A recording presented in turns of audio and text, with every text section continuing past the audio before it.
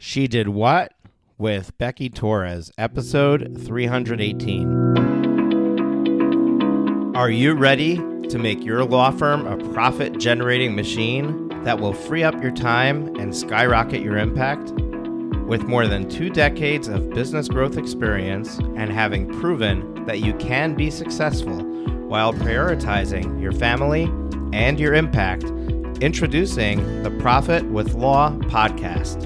I am your host, the creator of the Firm Differentiator 10X Effect, Moshe Amsel.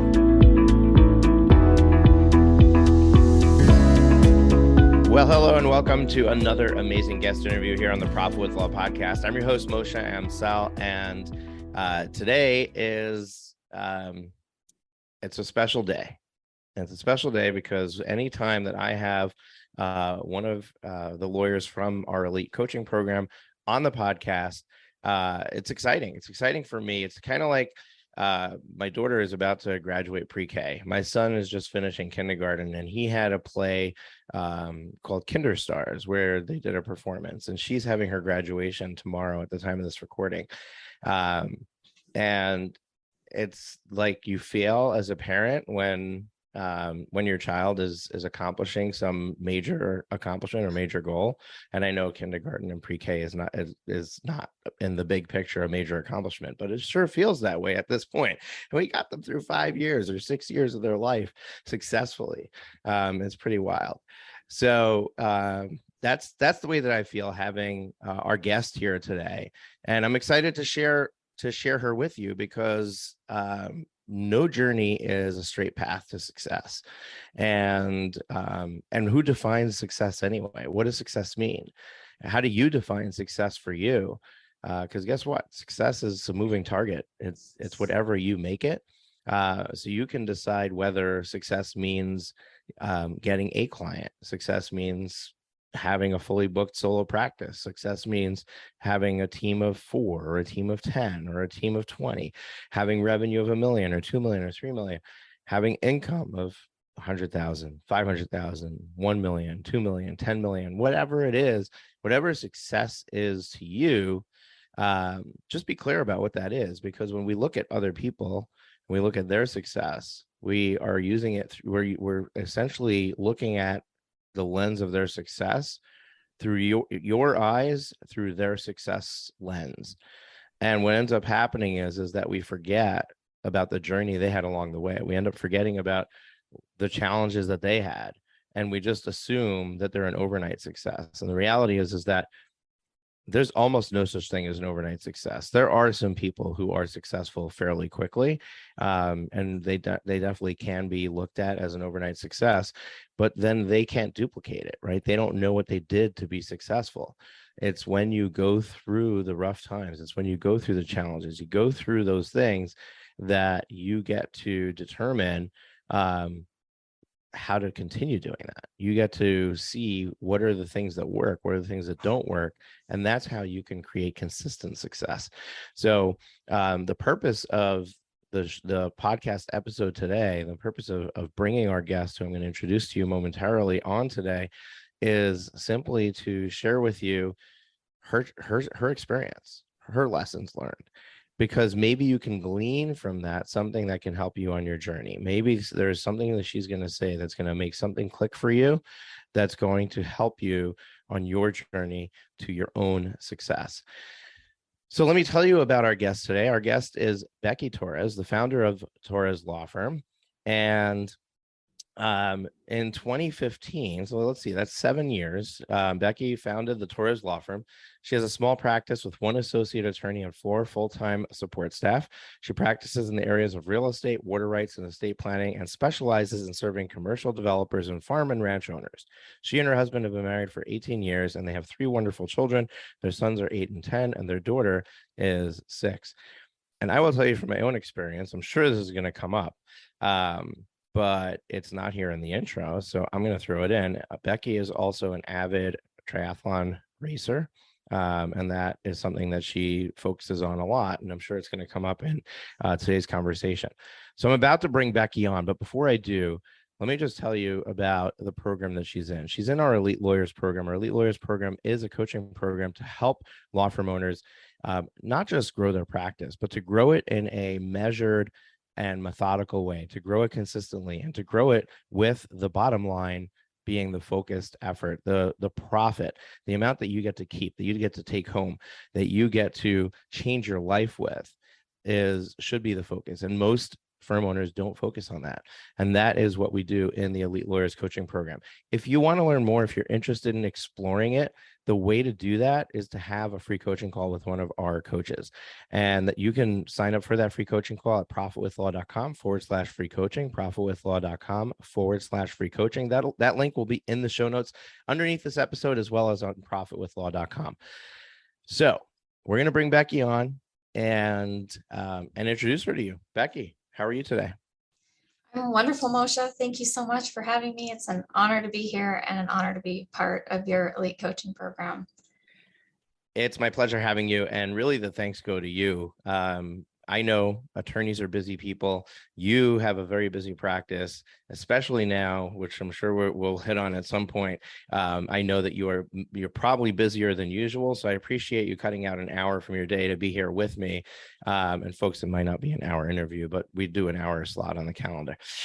So Becky, when I start, our listeners want to know who you are, right? That's the first question. You've probably been listening to the podcast. You probably know the first question I ask basically every guest that's on the show is, tell us a little bit about yourself, let our listeners know who you are, and maybe a little bit about your journey. Like, maybe how'd you get into law, or how'd you start your practice? And then we'll go from there. Sure. I mean, you covered a lot of ground. My kids and my family is a huge part of who I am. But aside from that, you mentioned that I started my firm in 2015, and it was almost by accident. And I say that because I didn't have any plans to start my own firm. I was at another law firm with, 2 to 3 attorneys. It was kind of a small firm, and I was ready for a change, but I wasn't sure exactly what that meant. And I had this amazing opportunity just fall in my lap where, and actually an opposing party contacted me and said, I would really like for you to be my in-house counsel. And we talked over the course of a couple of weeks and came to this arrangement where I decided I would go out on my own and have my own firm, and he would be a client of mine. And really that opportunity that presented itself allowed me to do that. And I don't think I ever would have taken that step without that opportunity. I never would have gone out on my own and had, started my own practice, but I did it in a very short period of time. I think within 2 weeks, I had left my firm and set up my own and had a website and, on the ground running with my new law firm. But it certainly hasn't been a smooth road, and it hasn't been a straight trajectory upwards. I've made a lot of mistakes. And I think because I hadn't really spent a lot of time planning to start my own firm, I really was kind of clueless on how to do that. And, take care of my books and, bring in clients and all of that. And I was fortunate enough to have one huge client that kept me busy at least half of my time, and then I could fill in the gaps. But firm ownership was not something that I had studied up on and really was ready to do. So I certainly did make a lot of mistakes and learn a lot of lessons along the way. And to bring in triathlon early on in this interview, I want to touch on that because at the time I was doing triathlon. I've been doing triathlon for about 9 years, and I have done a full Ironman. Now, training for and accomplishing the goal of finishing a full Ironman is a huge feat. And when I started triathlon, I used to think the people that do that are crazy. That's like I would never be able to do that. I will never reach that level. But I did. Over the course of about 3 years, I got to the point where I finished a full Ironman. And I struggle in general with self-confidence, and finishing that Ironman did wonders for my self-confidence. And I found myself leaning into that in my business, because I didn't have a lot of self-confidence in my business. I knew that I was sort of, blowing around in the wind, not really knowing what direction I was going in. And I was really able to just tell myself, if I can finish an Ironman, I can do this. I can run a business. I can figure this out. So that was something it was really helpful for me in my business to be able to lean on another experience that's totally outside my business. Yeah, so good. There's so many things I want to dive into here, and I'm going to forget about all of them. So, but let's zone in on self-confidence, because it's not something that I've ever addressed on the podcast here before. And it's probably something that a lot of people are sitting there shaking their head saying, yeah, I'm right there with you. So what does lack of self-confidence do? If you look back at your firm's journey, what do you think it prevented you from doing along the way, or where did it get in your way, that now you're in a totally different place as far as how your confidence is? But could your journey have been different had you been better at self-confidence from the beginning? Absolutely. My journey could have been better. But I think, I appreciate the lessons that I've learned along the way and the places where I have been. And I appreciate coming from that place and seeing the difference. But I think, to answer your question, it affected my business because my lack of self-confidence really held me back from taking risks. And as a business owner, you have to take risks, and they're calculated risks, but you can't go anywhere. You're going to remain stagnant if you're not taking risks. And so, that's something that I feel like I have gained self-confidence since then. And I can see it in my business, and I've been willing to analyze how taking a risk might positively impact my business rather than being afraid of failure if whatever decision that is goes sideways and it doesn't work out. So yeah, I think being willing to take risks and also not being afraid of failure has made a huge difference. And really, that's the difference that I see between me now and me 7 years ago. What's an example of something that you were afraid of doing and you overcame that fear, took the action, and it really made a difference in your business? Well, as you and I have talked about, probably the biggest one is hiring staff.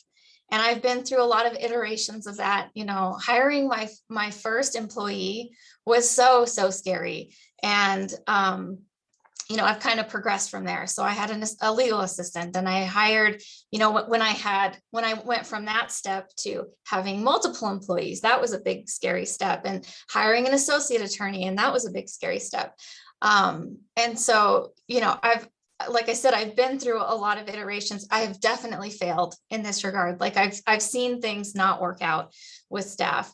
But that has made, being willing to take the risk in hiring somebody, and really I see it as providing them an opportunity as well. And I love being able to provide opportunities for people who can come onto our team and work with us. The other huge thing for me that probably earlier on in my business made the single biggest positive impact was hiring a bookkeeper. And I got really lucky that I have an amazing bookkeeper. She's still with me. She keeps me in line. She keeps me accountable. She's very thorough. But just the difference between not having any idea what my numbers were to having a bookkeeper and we sit down and go over reports every month at the very least, and usually during the month as well. That turned my business around. Like we made a complete 180 at the point where I had a bookkeeper on board helping me with that piece, because I was not equipped to do it myself. Yeah, and most attorneys are not, and you're very wise for having figured out that you needed that. And folks, by the way, if you don't have a good bookkeeper and or accountant, you can definitely explore working with our accounting firm, Dreambuilder Financial. Just send an email to info@dreambuilderfinancial.com. Once again, that'll be in the show notes, so you don't have to stop your run, turn off the shower to write this down. You can just refer to the show notes or go to profitwithlaw.com, where we have the blog post for this episode. So one of the things that you shared is that you struggled with hiring staff. Bringing on your first staff member was a big deal. Bringing on your first associate was a big deal. But then I have visibility into what happened after the fact, and I think that that we should highlight that. I think we should talk about what happened when, was your first associate a home run? But really, my question after that, which I'm just going to give you now, so you could just lead right into it, is the fear of taking that first step is one thing to overcome. But what if it doesn't work out? What do you do next? And how long do you allow that to hold you back? And I think that's where we should dive into, because I know what happened after your first associate. So share that story with us. Sure. So I hired my first associate. Gosh, I don't remember how long it's been, but it was probably around maybe 5 years ago. I hired my first associate. Probably didn't make the best decision with, how I went about and who I was looking for. I had a brand new attorney. Probably wasn't the best choice. There were a lot of mistakes that I made. And I really, at the time, I took 100% responsibility for it. I felt real down on myself because, I felt like I had hired maybe not the right person for the job. I also let things continue not working for way too long. Just in fear of, I felt like I was responsible for this person, and I couldn't bring myself to end the employer-employee relationship when I should have. So I let it linger for too long. As a result, my firm suffered financially significantly. I mean, I didn't take a salary for half a year. So it was a big deal, and it took a long time for me to recover from that. And after we did end the relationship, I had pretty much decided I didn't want to go down that road again. I was not interested in pursuing hiring another associate attorney. And I thought, well, maybe that was not the right thing for me, and I need to do something else. I need to hire more support staff or figure this out. And part of it is going back to something that you said in the intro is I didn't have direction. I didn't know where I was going. I didn't know what I wanted my firm to look like. Again, because I started this thing by accident. I didn't have that vision. And so, I was kind of blowing in the wind. And part of it was that I didn't know my numbers because that was before I had hired my bookkeeper. So once I let my associate attorney go, and, my bookkeeper helped me get my books in order, it was a couple years where I didn't even consider hiring an associate attorney. So over the past year or so, I've been working with you. I've been setting goals and forming a vision and a plan and a direction for my practice. And I did decide to hire an associate attorney. So yeah, I mean, I think that it stung when I took a risk and it didn't work out and I felt like a failure. But again, I've learned from that and understand. I've learned to better appreciate those failures and the lessons that I learned from them, because everybody that's been here, whether they are an attorney or another staff member, every person that comes and goes, I learn from that experience and what I could do better going forward. Yeah, and really that makes the point, like and I talk about this in various presentations I do, that owning a business is like being a scientist, right? A scientist who's trying to prove a specific theory or find a specific solution changes their experiment over and over again. And they have hundreds of failed experiments before they get to the winning formula, before they get to the thing that works. And it's science. Being a scientist is all about perseverance. It's all about believing that if you keep at it, eventually you will get the solution. And business ownership is the same way. It's, you need to keep trying different things, new iterations, not major upheavals, like change one little thing. Like if I hired somebody and that didn't work out, what's one little thing that I could do differently the next time I hire somebody that might lead me to have somebody who's a perfect employee? Oh, that person didn't work out. Okay, what's one thing I could change now? Rather than, I don't think having employees is for me, or I don't think having associates is for me, right? That's a major change in the strategy of your firm growth. And I think it's important to note that, like, because you had a bad experience with, hiring an associate, it not working out, and then the self-doubt creeping in, right? It's the lack of confidence that you can do this creeps in, and you start to have imposter syndrome, or whatever you want to call it, question your ability to be a firm owner of more than yourself. So then you, instead of saying, no, I can do it, and I just need to try again, you back into a situation which is not going to create the result that you want, right? What's wrong with you being a solo and not having an associate? There's nothing wrong with that. You can run a profitable business that way. But what your goals and motivations are to spend time with your children, you're not going to have that time if you're a solo running a practice that's producing an income for you. And you recognize when you started to sit down and figure out what is it that I want the firm to do for me, that's when you realize there's no way that's going to happen without me bringing on an associate. I need to figure this out. I need to bring somebody on. And go ahead. I like your analogy about we are scientists and we're conducting experiments because, and you know, we have a hypothesis, right? We go into a situation and assume that something is going to work out a certain way, and it doesn't always.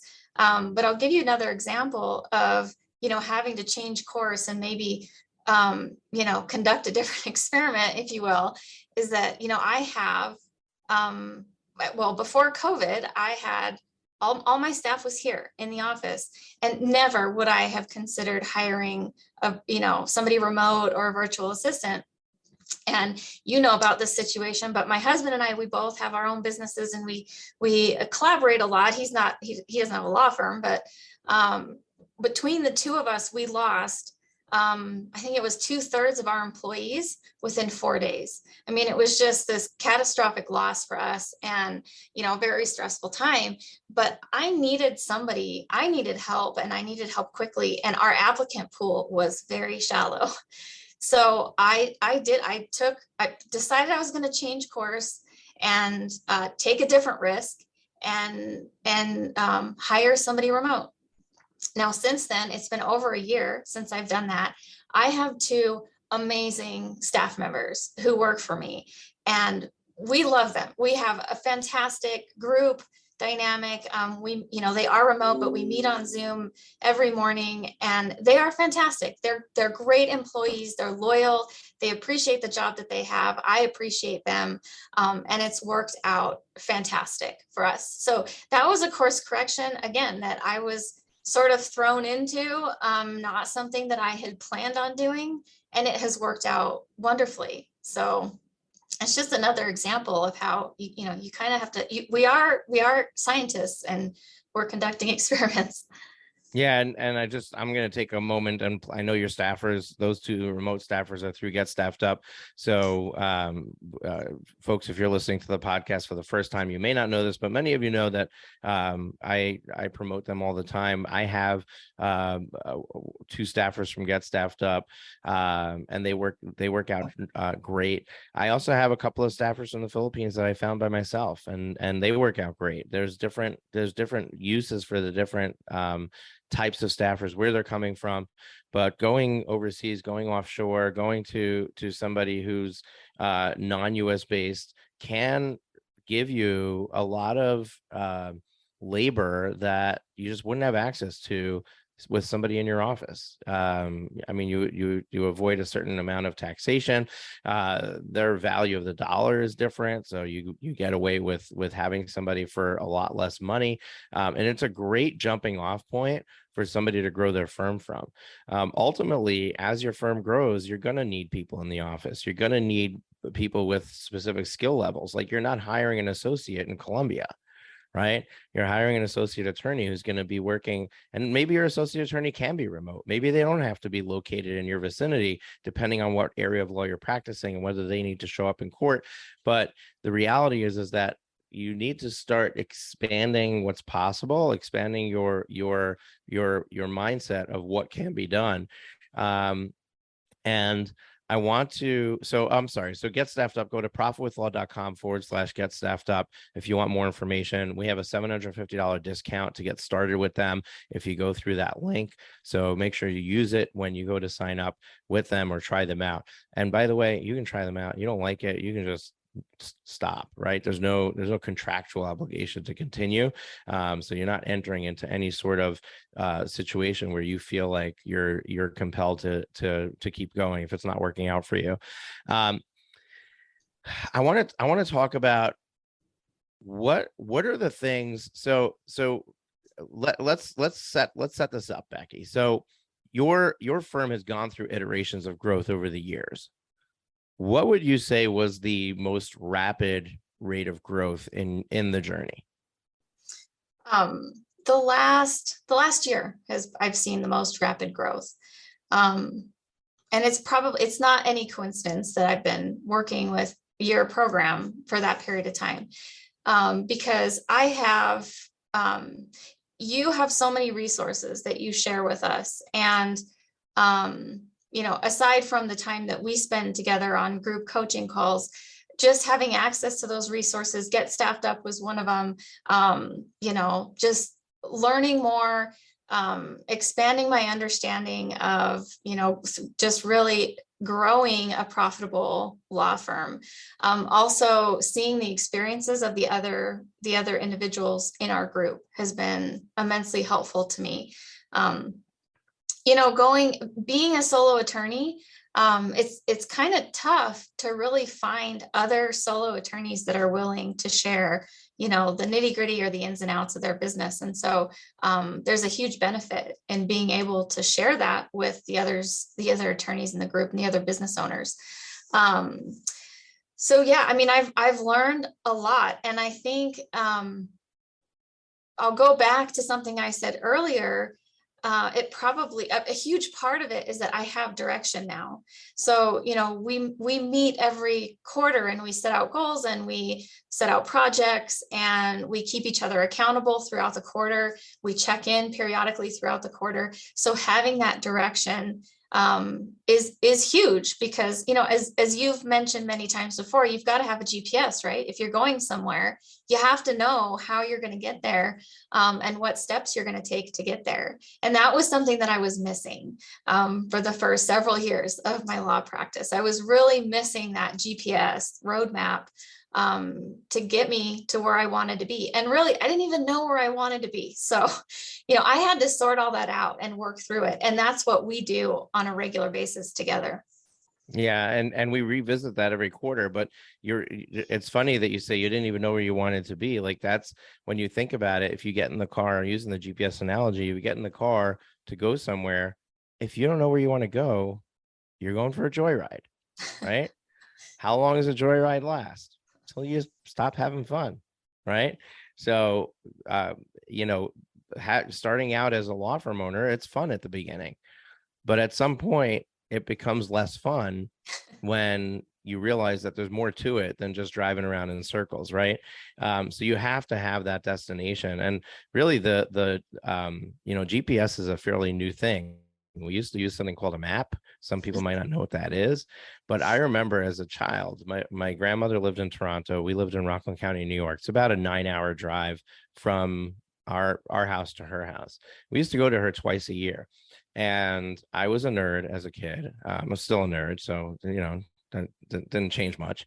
But I got into reading maps, and I would sit in the back seat of the car with the map in my lap, and I would follow where we were going, and I would, okay, this is the next exit that's coming.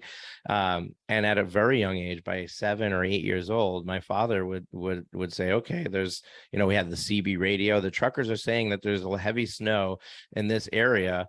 Give us another route. And I would sit there and I would find another route for us to take to avoid that. And that's what the GPS does, right? It's constantly rerouting us, finding us the best route to get to where we want to go. And that's why you have to have those check-ins every quarter, because things change and you want to make sure that you're still heading to the right destination. Was I headed to Toronto and now all of a sudden I realize I want to be in Montreal? Or am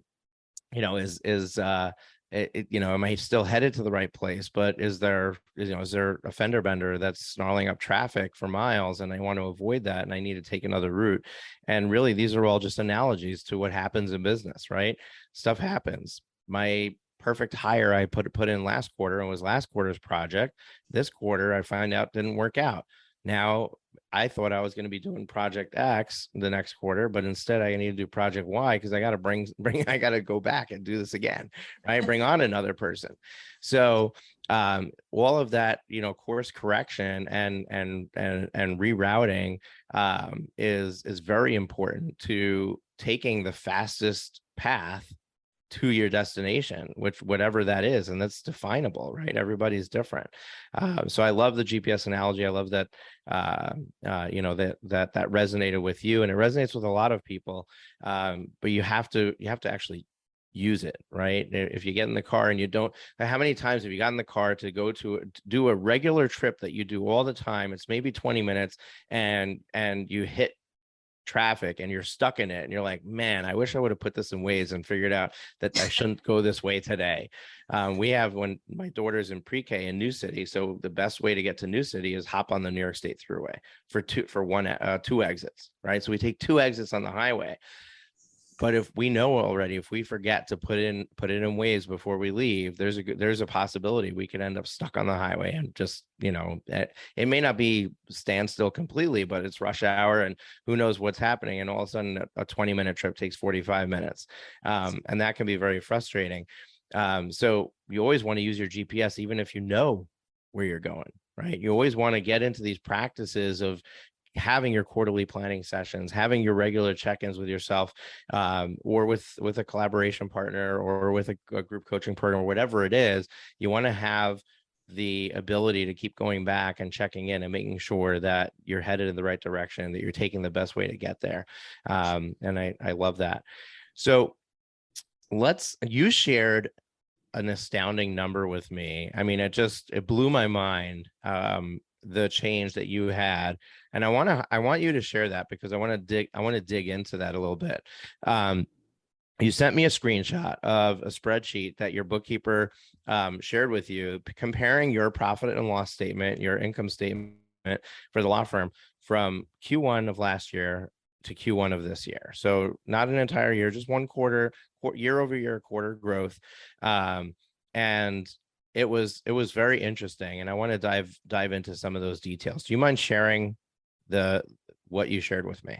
Sure. Yeah. So and we were actually looking at the first 4 months of the year. So just a little bit over a quarter. But what I saw and was surprised to see is that over the same period last year, comparing that to this year, I more than doubled my revenue. And then looking at expenses, my expenses were actually slightly less than they were for the same period last year. So I was able to decrease my expenses and more than double my revenue over January 1st to the end of April, and comparing 2021 to 2022. And what was your profit last year during that period? So I was in the red. I had a negative profit. Okay. I increased my profit significantly. I have a profit for the first 4 months of 2022. So you went from a loss in a 4-month period, mm-hmm. to having a profit. Do you know what your profit margin was in this 4-month period? So the net income divided by the revenue? Let's see. 42%. 42%. Yeah. Now what's crazy is that I talk about how a 40% gross profit margin is it's the goal, right? Like that's the sign of a healthy business.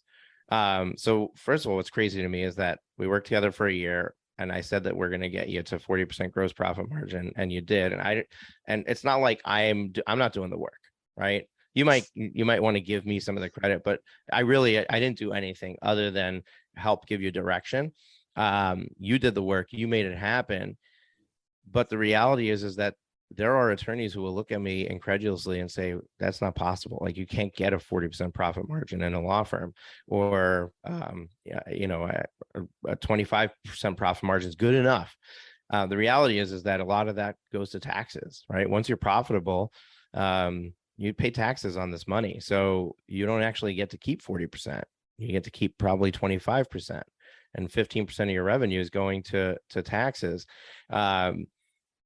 But then if you look at what do you want your income to be, and you're willing to accept the possibility that you can have a 40% profit margin, it might allow you to get to where you want with $1 million firm instead of needing a $2 million firm. Or it might allow you to get to where you want with a $2.5 million firm instead of needing a $10 million firm. So figuring out the secret to getting your profit margin to where you want it is a huge piece of the business equation. So let's dive into this for a second, because you tripled your revenue, right? From one 4 month A little period to over the double. little over double. Okay. Yep. I don't have the numbers in front of me. I just made that up. So Sounds good. It's okay. yeah, it sounded good. So you double your, it's funny because I just did a talk for a local bar association. But I just did a talk, and the title that I titled it was double your revenue and 10x your profits in the next 12 months. So I only aimed for double. So I know I can get there. All right. So you doubled your revenue. What is the number one factor that you attribute the increase in revenue to? So I think, if it's okay, I'm going to say there's two things that I Sure. attribute. Of course. The first one is having help. So being willing to take the risk, hire staff, have them here to help me so that I can then, because right now I am the only attorney, and was for that period of time. So I have to be able to maximize my time in order to bring in that revenue, and having staff was a huge part of that. And I mean, I wouldn't have been able to double my revenue without their help.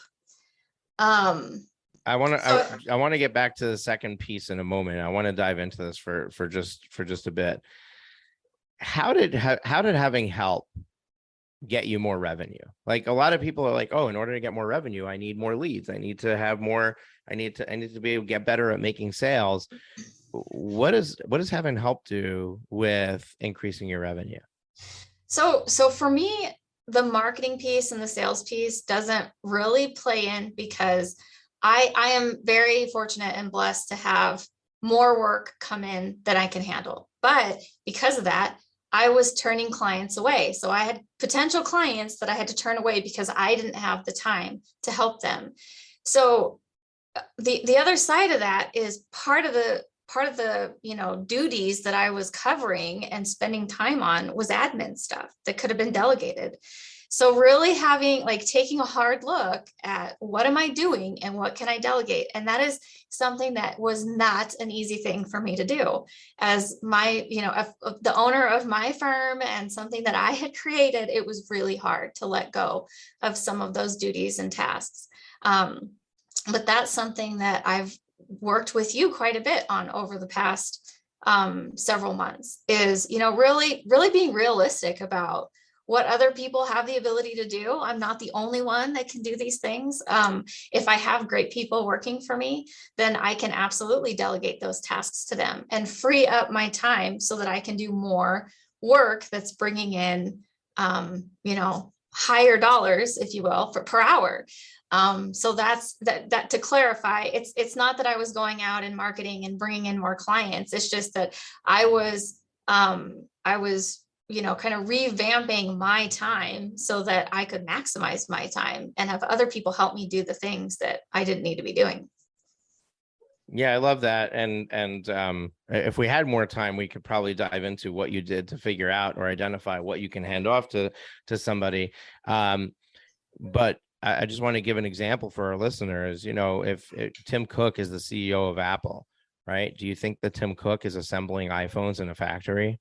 Do you think that Tim Cook is involved in hiring staff members? Do you think that Tim Cook is doing the books, right? No, he doesn't do any of that. He's the CEO. And all he does is oversee his management team, who then oversees the employees. Now, clearly, when you're growing your firm, you don't have a management team. You don't have those employees, but you have to start to recognize that if you're going to operate your law firm as a business, you need to envision that level. You need to envision your role as a CEO being the person who doesn't do any of the doing. And there's a great book, Who Not How, that we talk about all the time. And basically that title of the book says it all, right? You have to keep asking yourself that question. Who can do this? Not how do I do this? If the first thing that you do is go to YouTube or go to a Facebook group to ask a question of how to do something, you're already asking the wrong question. Now, maybe ultimately you need to get it done right now and you don't have somebody that can do it and you have to do it. But there's a lot of freelancers out there. There's a lot of help that can come that doesn't require you to take on a full hire, and you can find somebody to do whatever it is that you're about to embark on doing, and recognizing that your most valuable time is not doing the books or billing clients or collecting money from them or any of the other gazillion things that you're doing, opening the mail. All those things are things that you really is not a good use of your time. And it translates even into the home, right? Like right now, as I'm recording this, my baby is upstairs, my wife is not home, and the housekeeper's here, and she's watching my child. She's not supposed to be, right? My wife isn't normally taking care of him. She had to run an errand. She's watching my child, but she's also doing the dishes, doing the laundry, all the things that are not a good use of my time to be spending my time doing. Now, don't get me wrong. I do wash the dishes and I do the laundry because there are days that there's no housekeeper, right? We only have her twice a week. One day I'll have her every day of the week, right? But the reality is, you step into that role, however quickly you can, but recognize that there's a lot of things that are keeping you busy, keeping you from doing the things that are important, that you can delegate to somebody else, and then open up the capacity for you to do something at a higher level. And that's Well, and really good. sorry, I didn't mean to cut you off, but I think, I mentioned one of the challenges that I had in delegating is that, it's the control thing, like letting go of control. But there's another piece to it. And I mentioned this because maybe some of your listeners can relate. But the other challenge that I have personally with delegating is that I honestly have a hard time asking people to do things for me. So there are mornings like I will get into the office early and nobody else will be here, and I will be vacuuming the floor. And one of my, my husband's salesperson will say, what are you doing?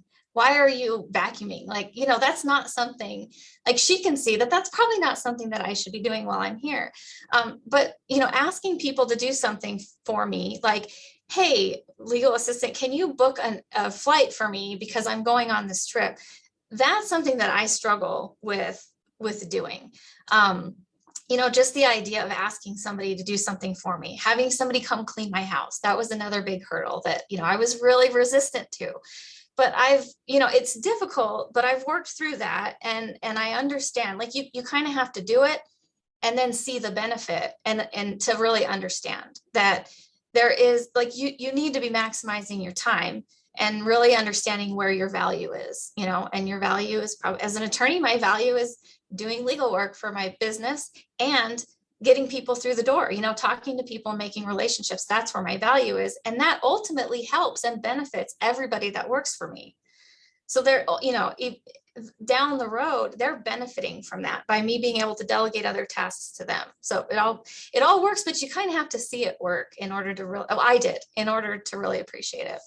Yeah, it's true. And honestly, like that's really why what my role as a coach, why that works, right? It's just to be your cheerleader and encourage you to take the step that you may not really see as the solution or the next step that you need to take, but trusting enough in the process to be willing to try it, and then being able to see the results yourself. Like, had I mean, clearly, when you invested in me a year ago, and and started the journey with us, you had belief that I could get you there, but I guarantee that you had self-doubts as well, and it's those self-doubts that you have to prove wrong, and you have self-doubts along the way. We talked about your confidence at the beginning of this episode. And every one of these things that you have, you do it, you're willing to try it, even though you doubt it, you doubt your ability to do it. And then it turns out to be something that was really good for you, that slowly builds your confidence. But no matter what stage of your journey you're at, you're always going to have self-doubt about the next step. There's always going to be, it just changes, like the level of doubt changes because the risk level changes, right? When you're running $1 million firm, the level of risk you're taking is hiring $150,000, chief operating officer that's gonna, or business manager, whatever you want to call them, that's gonna run operations for you. But that's a huge piece of your business revenue, right? That's a massive undertaking, but at some point you have to take the risk. At some point you have to be willing to hand off the reins of managing the firm to somebody else, because it becomes a full-time job.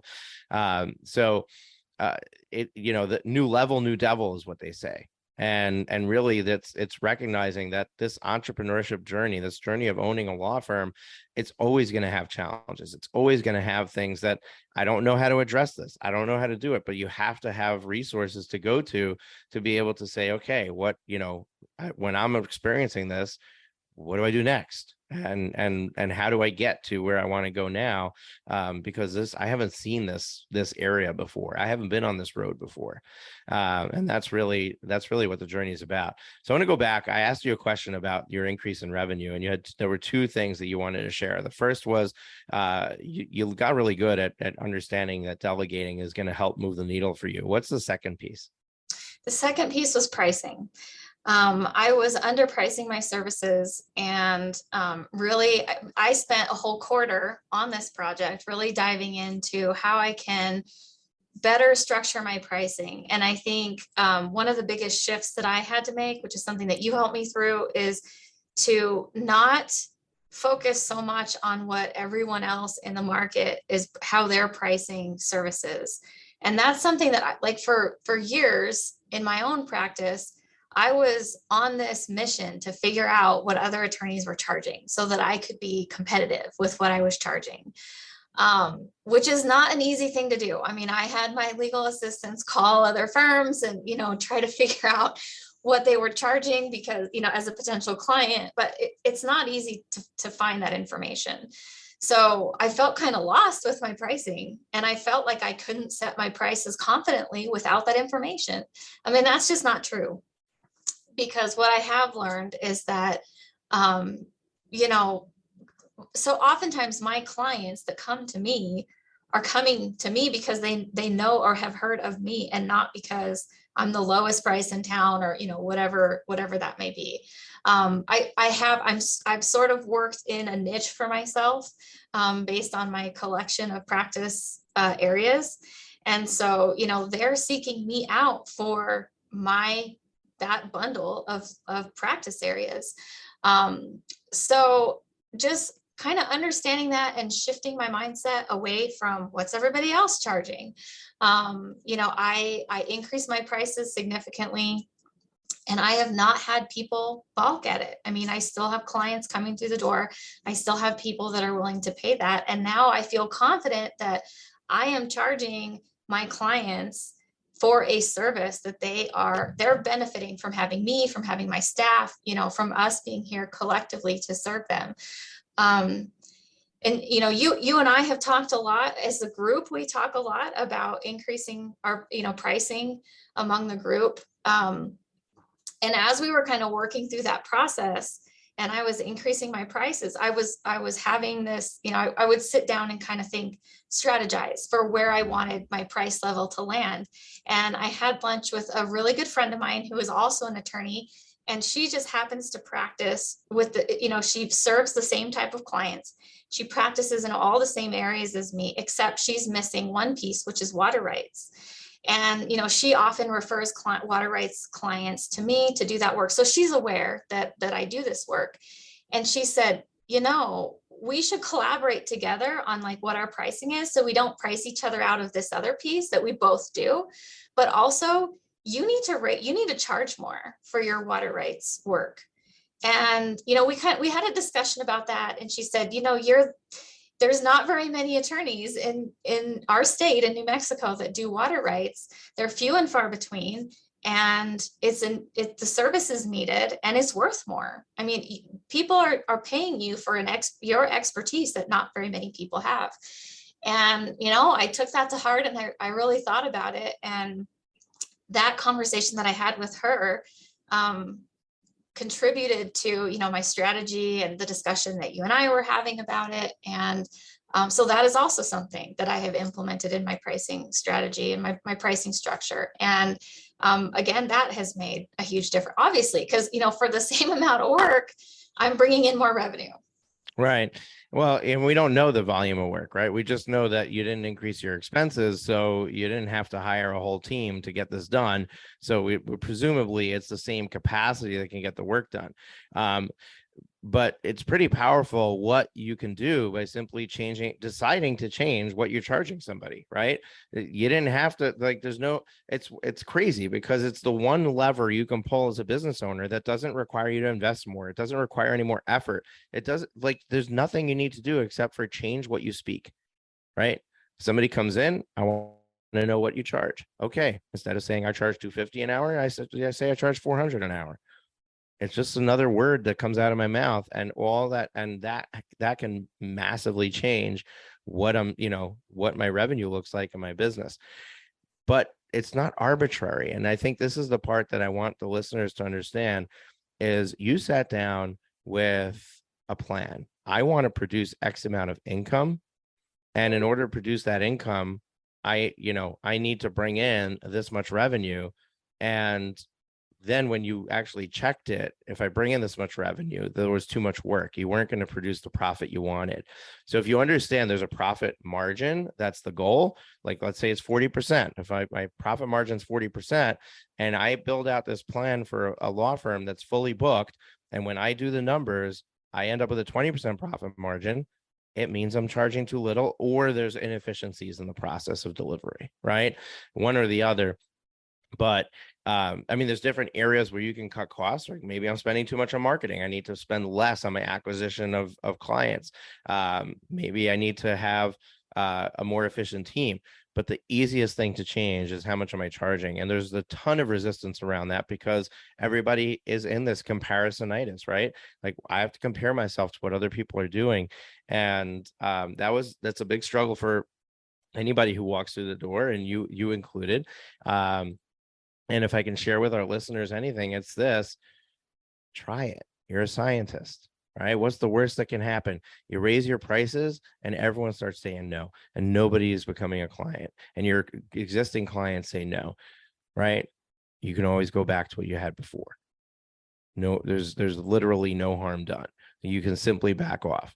We just did this on our bookkeeping side, right? We sent out an email to every bookkeeping client. Our prices are going up.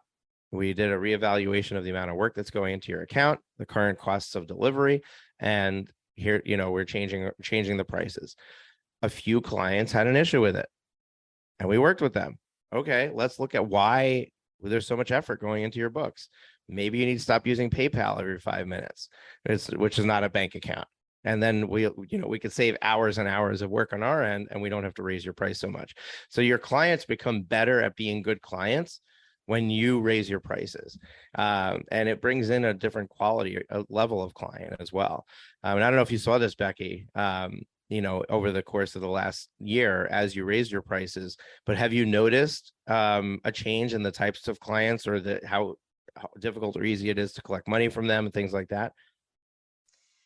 I have seen that, but we've shifted a lot about what we do to work towards that goal also. I mean, we're better about collecting retainers and, but again, like that is something that I am terrible at. I am not good at asking somebody for a retainer or, setting them up to make sure that, and not starting work before we get the retainer. But I have people that work for me who are fantastic at that. So, and that's how I use the people that are great at their job to do something that I'm not good at.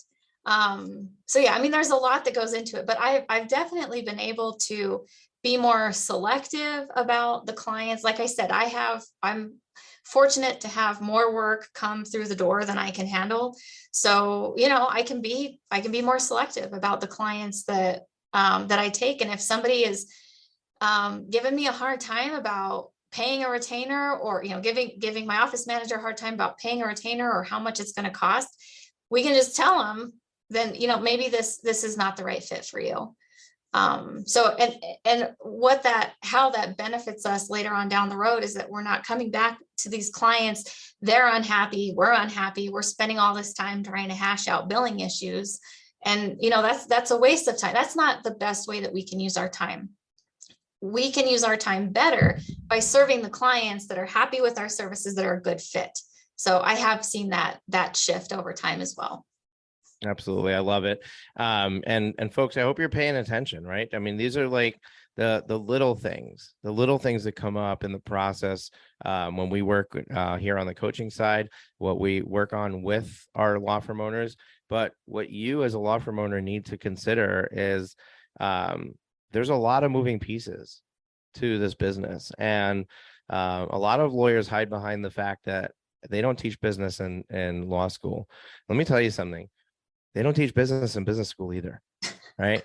I have an MBA. I went through college and through graduate program and got my MBA. And you know what? I know cost accounting, and I know like a lot of it is about running a Fortune 500 company, which 95% of the people who get an MBA are never going to do. There's not a large focus on the basics of running a small business when you go for a business degree. And you got to look around you. How many profitable business owners are there? That's really successful businesses just within 5 miles of you. Just draw a little circle and start looking for really successful businesses who have been well established for many years, who are doing well, right? Because they still got fancy cars. They still have a nice big house, right? They haven't gone bankrupt yet. And look at them and say, how many of them have a college degree, right? You don't need a business education to be successful in business. You simply need to have a willingness to take risk. And as Becky said so eloquently, it's measured risk, right? It's purposeful. I know it's intentional. I'm taking this risk because I have a pretty good sense of assurance that it's the right thing for me to try next. That's going to help me get to where I need to go. But you have to be willing to take risk. You have to be willing to get back on the horse, right? If somebody falls off a horse, they don't get back on it, they're done, right? That's riding's not for them. There's so many business owners who shut down their doors because I tried something, it didn't work. I'm not cut out for this, and move on. And you gotta go back to the scientist business, right? Like I recognize that I'm a scientist. I recognize that everything is an experiment. I know we're a little bit over, so I just want to check in with you because I forgot to ask you in the pre-interview. Do you have a hard stop? Do we need to shut it down? No, I don't have a hard stop. Okay. All right. So then we'll try to get just a few more minutes out of you for this interview, because it's just been so much information that I think is really helpful for our listeners. But I want to go back to the beginning of last year, because I believe you came through the Law Firm Growth Summit. So can you just talk about your experience going through that? Where were you right before you attended that event? What did that event do for you? And then what did you go through in your own process of deciding whether coaching was for you and joining the program? Just talk us through that, your personal experience with that. Sure. I probably don't have a model answer for you, so I apologize, but this is my real answer. I don't want I want your answer. So where I was like lost. I didn't know where I wanted to go. I didn't know. I think the biggest question in my mind is, how in the world do I get to a point where I'm not working myself to death? And, what does that mean? Do I hire people to help me? Do I start turning clients away? What do I do? And I was just at this point where I was at a total loss. I had no direction. And I didn't know about the summit ahead of time. I listened to your podcast, but I got an email. I think it was the morning that it started. And it was like, your last chance to sign up. And I thought, well, why not? So I signed up and I did like the basic registration, which gave me limited access. And I logged in with my limited access. I logged in and I looked at the agenda of what was coming up over the next couple of days. I think it was a couple of days. It was 3 days. And I reading through the list, I thought, I need to hear all of this. Like I'm looking at all the topics and the speakers, and I thought, man, surely I need to listen to all of it, and surely I'll get some direction out of it, because I don't know where I'm going right now. So on a whim, I signed, I got full access to the summit, was very impressed with the speakers, heard a lot of great things. heard you present at the end about the coaching program. And I sort of felt like I had jumped in a river and I was just getting swept down. Like I was just in it and I needed to do it and I needed to sign up. And I was sold. I mean, I hate to put it that way, but I think I was just I was craving like some sort of help in figuring out what my direction was. And so I jumped in. And I'm glad that I did, because I had, we sorted through issues that I didn't even know were issues. I mean, that's where I was at the time. And I don't know why I was so lost at that point in time, but maybe it was because I was discouraged by some failures. I'm not sure. Maybe it had to do with some things that were going on in my personal life. I don't remember, but I just remember feeling really lost at the time. And I jumped in right at the right moment. We'll have to go back to your first one-on-one coaching call and play it back. See where were you? What was going on? Yeah. But that's a great story. But when I presented from stage, I was selling our 90-day law firm turnaround coaching program. I actually moved away from that, right? Because I recognized that the 90 days, what we cover in there is basically setting up the plan for success. But then it's the real work happens in the next 3 quarters or 4 quarters that follow that first 90 days. And I felt like I was doing a disservice to my clients by not getting them to commit to that whole entire process and only committing to the 90 days. So we don't offer that 90 days anymore. It's now a 1-year program. But when you joined, you joined a 90-day program. What was your experience in the first 90 days? Like, it requires a certain level of commitment to actually make it through those first 90 days, right? It does. So for sure. What was that journey like for you? So I was swept away at the time. So I signed up for the 90-day program, and I was, again, so ready for some direction that I think there was probably, for some reason, there was like a 2-week gap between the time that I signed up and when you started the 90 days. And you had like maybe 3 books that were on the reading list. You had some material, like some pre-recorded material that was supposed to follow along through the 90 days. I read all 3. I listened to the audio of all 3 books, and I watched all of the videos, I think, at least like 3/4 of them before our first 90-day coaching call. So that, to me, like, I was just so ready for something. Like, I needed help, and subconsciously I knew that I needed help. So I was really excited to get started, to have a fresh set of eyes on my situation and the help from the group as well. And I was skeptical about the group setting. And you told on the first call, you said, really, it's better. Like, you'll see, it's better to have a group call rather than a one-on-one coaching relationship. Because I had a one-on-one coaching relationship before, and I felt like I had sort of reached the end of the benefit of that. But I have to say, at the end of the 90 days, like you alluded to before, I felt like we had sort of just begun. And I needed more. I still needed more guidance. So I'm grateful that I had the opportunity to continue through the elite coaching program, because I don't know if I had enough guidance and assistance and coaching through the end of that 90 days to really keep me going on that trajectory. Yeah.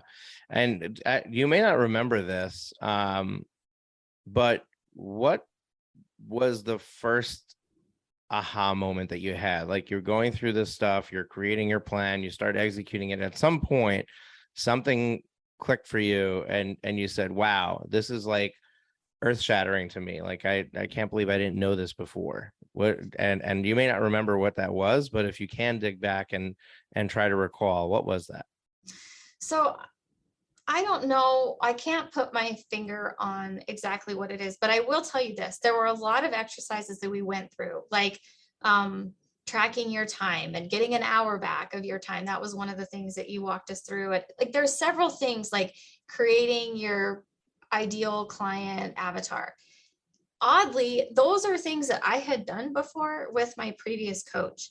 but there's something about the 90 days where you have us go through these exercises, and one leads to the next, which leads to the next. But there's an overarching purpose to all of this. And I like the way you present it, and I like the way that you tie it all together.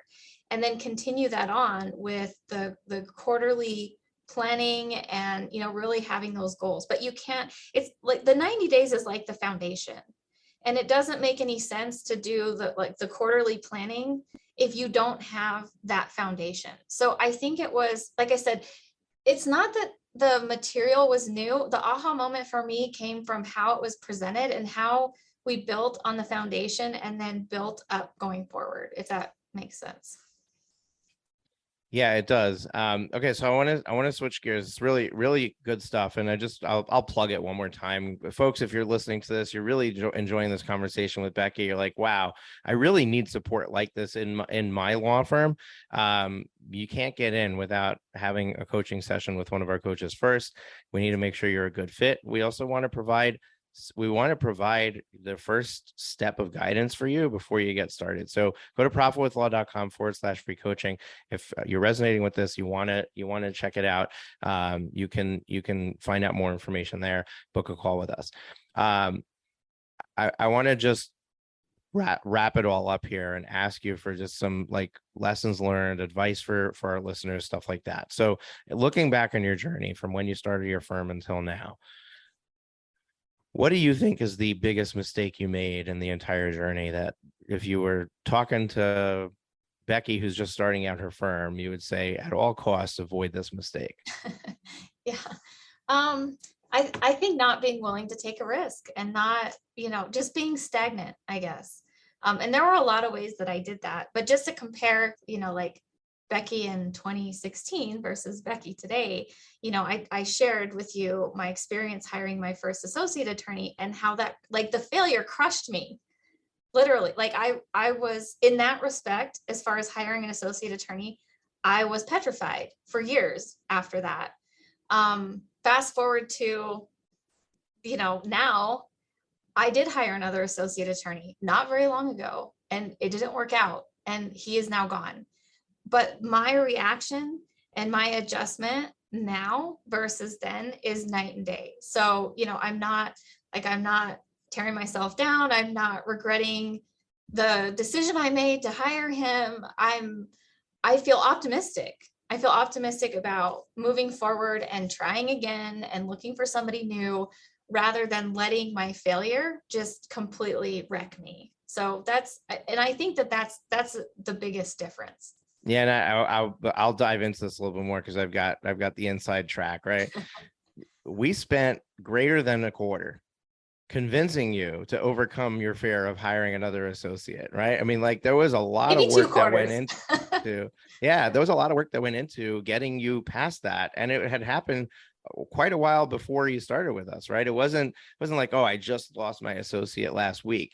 Like, you literally were doubting whether having another associate is actually the path to success, right? And we spent a lot of time and effort there. And then when this associate left, by the time that you told me about the fact that he left, and we needed to talk about it, you already had the new job posting up. Like, by the time we got on, you told me on a Wednesday, and by the time we got on our Friday call, you already had that job posting posted and looking for new candidates. And it's just, that's the difference, right? It's night and day difference between the old Becky and the new Becky. And looking back and seeing that, one of the things we do is we always look for wins. We look for, how do we celebrate who we've become or what we've accomplished? That's huge. And it's cause for celebration, because that's what's going to get you to success. Ask any business owner who's gone through employees.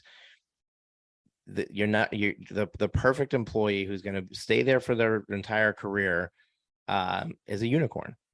And you may get a unicorn, but you can be very successful without any unicorns. And you simply just need to keep honing in your process, getting better at it, getting better at selecting candidates, so that your chance of success is greater with every single hire. So I love that. Then we'll wrap it up with two last things. So first, if you were going to give one piece of advice from all of your life experience, all of your experience running your firm, to other law firm owners listening to this podcast, if you can leave one piece of advice for them, what would that piece of advice be? And then right after that, if you can share with us what is the specific areas of law and what area that you practice. If anybody's listening to this and has a potential client for you that comes up, how do they get in touch with you so they can share that with you? Sure. So my piece of advice would be that in both in business and in my triathlon experience, you know, these challenges, it's hard to take a risk. It's scary. Sometimes you doubt yourself, but from my experience, I have to force myself to do it. I never thought that I could do a full Ironman. Never. Like, it just wasn't, it was beyond my athletic ability. Even up to the moment where I was standing on the shore and about to jump in the water to start, I wasn't confident that I could finish it. There's no way to prove it to yourself except by doing it. And the same with hiring an associate attorney. You know, I really lacked confidence that I could make it work. And it didn't necessarily work out, you know, in an ideal situation this time. But I jumped off the shore and I took that risk. And I know that I made it through it. And I didn't cause this decision to hire somebody that maybe wasn't a right fit to drag my business down like it did last time. So I made it through. Yes, it was a short run, but I made it through, and I made it through on the other side and I'm still alive. So next time, and that's why I think I'm so ready and optimistic about putting that job posting out there, is because now I know. But you can't really have the confidence in yourself that you can do it unless you actually do it, and you got to jump in. So that's my advice. I love that. And so your second question was, kind of to summarize what my client base looks like and what I do. So as you mentioned, I focus on real estate, and sort of everything else I do is sort of bundled with that. So for my real estate clients, I do estate planning as well, because oftentimes they need, asset protection or, just general estate planning. And then also the water rights piece. So that's a specialty that is not very common in New Mexico. But because of my collection of practice areas, I focus on two types of clients, two client demographics. The first one is commercial real estate developers, because obviously real estate is part of it, and water rights is often a big part of it as well. In New Mexico, you have to have water rights to develop new properties. And the other client demographic is farmers and ranchers, which, is kind of probably obvious, because farmers and ranchers are irrigating here in New Mexico. So the water rights piece is huge. Also, they're using land. So yeah, those are the two kind of areas of clientele that really fit well with what I do. And if somebody wants to get in touch with you, do you want to share any contact info? Or? Sure. My phone number is 505-221-6709. And my website is TorresLawNM for New Mexico.com. So yeah, you can look me up on my website. You can give me a call, and yeah, I'd be happy to help or chat. Awesome. Becky, this has been an incredible conversation. So much value, that we talked about here. This is going to be an epic one that people are going to listen to over and over again. And folks, anything that we talked about, all the resources, everything will be linked up in the show notes, which should appear in your podcast player right below the episode after the description. If it's not there for whatever reason, the resources section, you can get it on our website, profitwithlaw.com. If you want to go straight to this episode, you simply put / in the episode number. I actually have no idea what episode number I'm recording right now. So when you look at it, that's the way to get to the page. If this is your first time listening to the podcast and you're blown away, you want more of it, the good news is we have over 300 episodes in the archives. You can binge for days on end, but make sure to hit the subscribe button so that you get notified every time we release a new episode. We're doing that constantly. Even now, I'm like batching a bunch of recorded interviews before the summer, because I take the summer off. I take 8 weeks off in the summer, and I do something crazy. I go work at my kids' day camp. I want to see them in that environment. It's one of those things that being a business owner has given me an opportunity to do. We will not let you down. You will have fresh interviews every single week throughout the summer. So you want to make sure to hit the subscribe button so that you're getting notified every time one of those is released. And if this is not your first time listening, or you're just so hooked that you're ready to leave us a rating and review, we'd love it. We need more ratings and reviews. If you can just go into your podcast player, click a number of stars, whatever you think is appropriate, and then actually write a review. Tell people what this podcast is about, why they should listen to it. Because when they come here, they want to know, is this worth my time turning this on, putting it in my ears? And we want them to see your review so that they can say, yeah, if this attorney is listening, I can listen too. So Becky, thank you for your time. This was a great conversation, folks. Until next time, just focus on that profit margin, focus on increasing the revenue, focus on the bottom line. If you're paying attention to the numbers, everything else will follow suit. Take care. We'll see you next week. Thanks, Moshe. You're welcome. Have you been enjoying the show? We sure hope so. To make sure you never miss an episode, be sure to hit the subscribe button in your podcast player app. Next week, we will be back with more valuable resources and ideas on how to break the mold and take your law firm to the next level.